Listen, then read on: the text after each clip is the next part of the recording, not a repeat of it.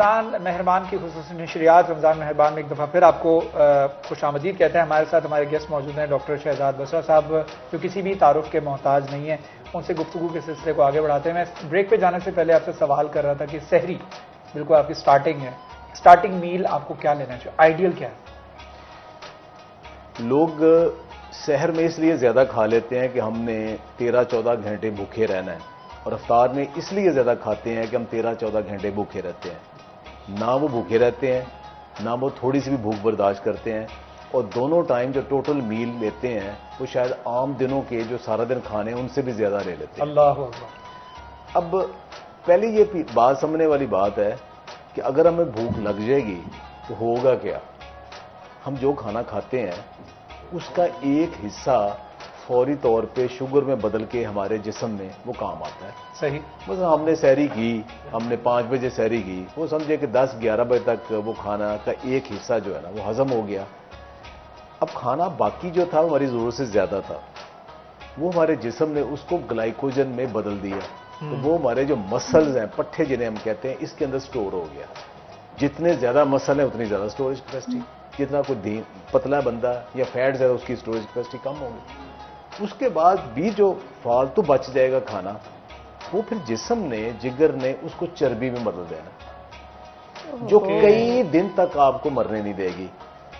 आप देखें अक्सर जल्जले आते हैं, कोई मसले आते हैं, तो लोग हफ्ता 15-15 दिन बाद भी बिल्डिंग के नीचे से निकलते हैं तो वो जिंदा होते हैं, वो भूख से मर नहीं गए होते।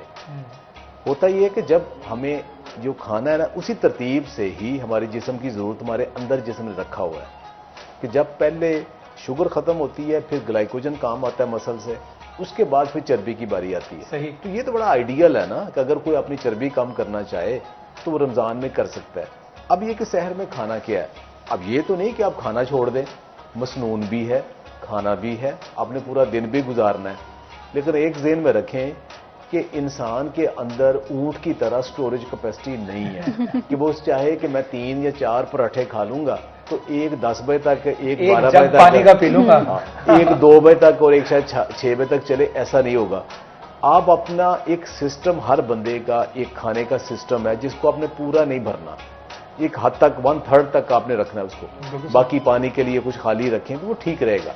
अगर उसको ज्यादा भरेंगे ना तो आप अपना रोजा खराब करेंगे कि अपना मैदा खराब करेंगे। अक्सर ऐसे होता है कि सहरी खत्म होने में, टाइम खत्म होने में 5 मिनट रहते हैं और लोग पानी बहुत ज्यादा पी लेते हैं, जिसकी वजह से उन्हें बहुत ज्यादा प्रॉब्लम्स का भी सामना करना पड़ता है, जैसे कि जिन्हें कहते हैं उनका बीपी जो है वो भी लो हो जाता है। तो इस हवाले से क्या करना चाहिए कि सहरी से पहले कितना वाटर इनटेक लेना चाहिए और कौन सा सही तरीका होगा वाटर इनटेक लेने का? देखिए, जब आपको ज्यादा पानी पीने की वजह से वॉशरूम के चक्कर की फ्रीक्वेंसी बढ़ जाए ना, तो वो एक बड़ा तकलीफदेह अमल होता है। वो इवन उसको वाटर टॉक्सिसिटी भी कहा जाता है। वो कोई हेल्दी चीज नहीं है। जितनी आपको प्यास है आपने उतना ही पानी पीना है, एक्स्ट्रा पानी पीना ही नहीं है। वो शाम तक नहीं रहना, वो जल्दी निकल जाएगा। हाँ, गुर्दे वाश होने के लिए जितना आप रूटीन में पी सकते हो, उसके बाद 2-3 गिलास जो आपकी आदत उतना ही पे। अब शहर में आप अगर रोटी के आदी हो रोटी खाएं, पराठे के आदी हो पराठा खा लें, लेकिन असल बात यह है कि जो आपके जिस्म के अंदर जिस चीज ने थोड़ी देर के लिए रहना है वो प्रोटीन है। कार्ब आप जितने भी ले लेंगे, अब मैदे जैसे आटे की रोटियां आप एक की बजाय 4 भी खा लेंगे, उससे तो शुगर में बदलना है, वो तो चर्बी में बदलेगा जिस्म, और हजम भी जल्दी हो जाएगा। लेकिन अगर प्रोटीन जो कि अंडे हैं, गोश्त है, दालें हैं, चने हैं, ये चीजें अगर ज्यादा खाएंगे तो वो जल्दी हजम भी नहीं होंगे, आपके जिस्म के ऊपर बोझ भी नहीं होगा और बीमारियां भी नहीं आएंगी। आपने एक बड़ी खूबसूरत बात की कि रमज़ान का महीना एक बेहतरीन मौका है कि आप अपना वजन जो है कम कर सकते हैं। तो ये एक, मैं समझता हूं कि हम इसको रिवर्स कर देते हैं, हमारा रमज़ान में वजन जो है पुट ऑन हो जाता है। क्योंकि हमारे बड़े वो मसाला जात और वो ऑयली फ्राइड चीज़ें बहुत ज़्यादा हम लोग इंटेक करते हैं। कितना इंटेक कर सकते हैं? कुछ थोड़ी सी गुंजाइश है, कुछ फ्राइड खा सकते हैं?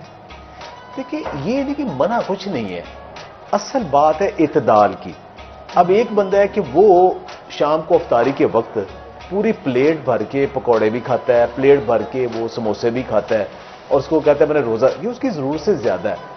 अगर वो घर में, आजकल मैं लोगों को तलकीन कर रहा हूं कि तवा पकौड़ा बनाएं, तो तवे के ऊपर, कढ़ाई के ऊपर ना बनाएं।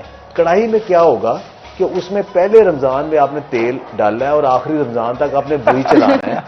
20 मिनट तक जो घी या तेल फ्राई हो जाए उसके अंदर ट्रांसफैट बनना शुरू हो जाते हैं, वही शरीरों में जमते हैं, वही दिल के लिए खराब है, वही आपकी हड्डियों जोड़ों के लिए खराब है।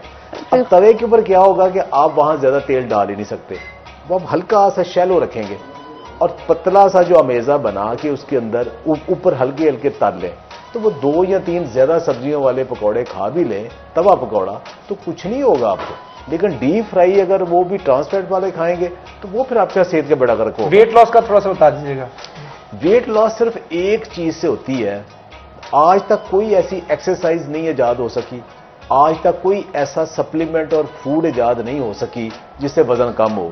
99% लोग कहेंगे कि चूंकि हमारे पास वर्जिश का ये वॉक का टाइम लिए इसलिए हमारा पेट बढ़ा है, इसलिए हम मोटे हैं। बिल्कुल झूठ है और सादा लाई है। वजन कम सिर्फ कैलोरी डेफिसिट से होता है, उसके लिए किसी एक्सरसाइज की जरूरत नहीं है। एक्सरसाइज फिटनेस के लिए है। वेट कम करना है, आपने कैलोरी काउंट करनी कितनी। अब एक तरफ आप 2 पराठे खा रहे हैं, दूसरी तरफ आप 4 अंडे खा रहे हो। अब कैलोरी एक जैसी है, वो हेल्दी कैलोरी है, ये बुरी कैलोरी। आप गोश्त का टुकड़ा खा रहे हो, आप दूसरी तरफ आप नान खा रहे हो। अब गोश्त जो है ना उसके अंदर से भी कैलोरी आएगी, लेकिन शुगर उतनी आएगी जितनी जिस्म को जरूरत है, वो आपका वजन नहीं बढ़ने देगी।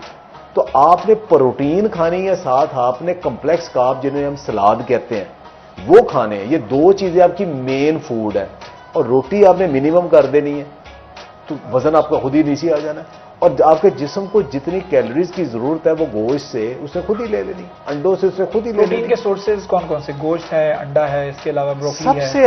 सबसे अच्छा जो प्रोटीन का सोर्स है ना वो अंडे ही है, जर्दी समेत। और ये मिथ है कि उसकी जर्दी नहीं खानी। एक सेहतमंद बंदा, इवन दिल का मरीज भी 4 अंडे जर्दियों समेत रोज खा सकता है।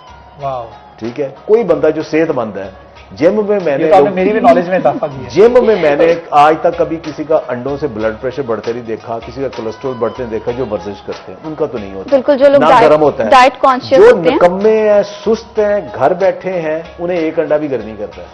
जो एक्सरसाइज करता है उनके लिए तो नहीं है, तो अंडे का कसूर तो नहीं है ना। तो फिर ये जो एक्सरसाइज कर रहे होते हैं, 6 अंडे खा रहे होते हैं, 2 दर्जन 2 दर्जन नहीं, लेकिन जर्दी भी खाते हैं, 2-3 की जर्दी भी खाते हैं वो, ये नहीं कि नहीं खाते।